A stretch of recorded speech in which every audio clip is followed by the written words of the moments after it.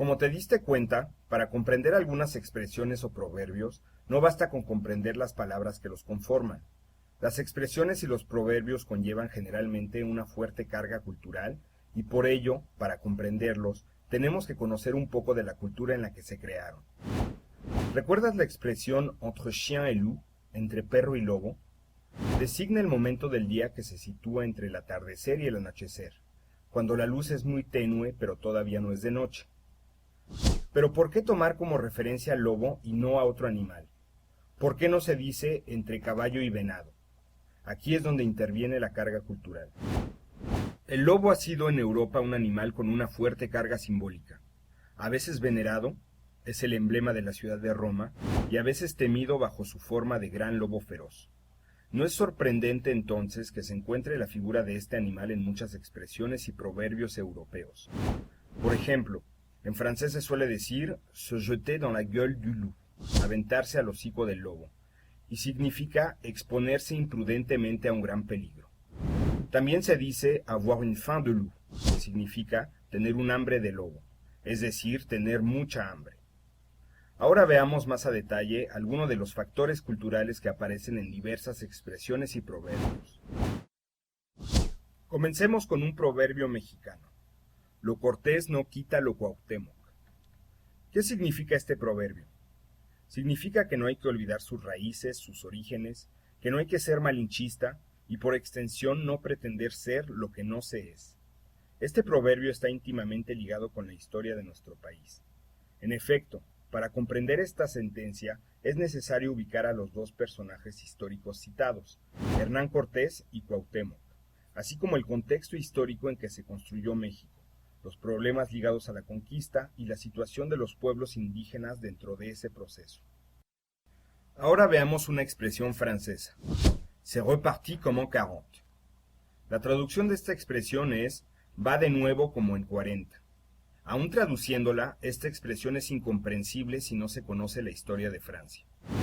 Quiere decir volver a empezar algo con entusiasmo, y hace alusión de manera muy irónica a los combatientes de la Segunda Guerra Mundial que partieron con entusiasmo a la línea de frente sin saber lo que les esperaba.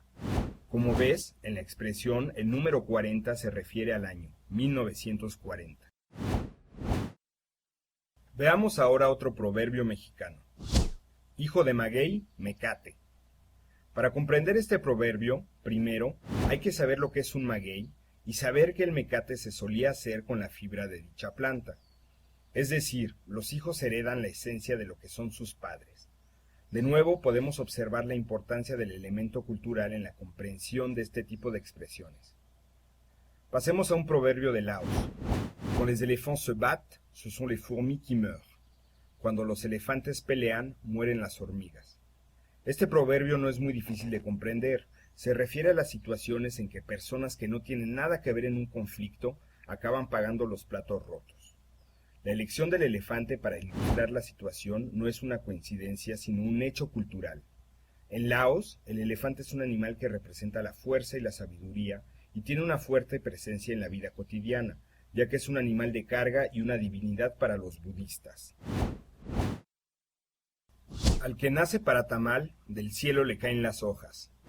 Este proverbio significa que cuando alguien nace con un don o una habilidad, entonces las cosas se le dan fácilmente en su especialidad. Para entender este proverbio es necesario saber que el tamal se cocina en hojas de plátano o de mazorca de maíz, es decir, son elementos indisociables. Así, un extranjero podría caer en el error al pensar que las hojas en cuestión son de papel o de árbol.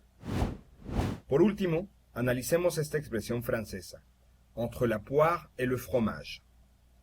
La traducción es estar entre la pera y el queso. ¿Qué querrá decir? ¿Estar apretado como en una lonchera de alumno de primaria? No, significa estar en un tiempo libre, en una especie de receso entre dos sucesos. Su origen se debe a que en Francia se comía una fruta antes de comer el queso. Eso sucedía al final de la comida, en un momento más relajado y propicio para la charla amena.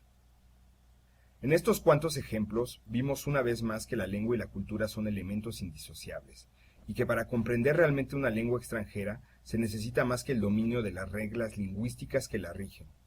En ese sentido, te recomendamos que te acerques y descubres las culturas francófonas, su historia, su geografía, su literatura, incluso su gastronomía o sus leyendas. De esa manera, tu aprendizaje del francés será mucho más rico e integral.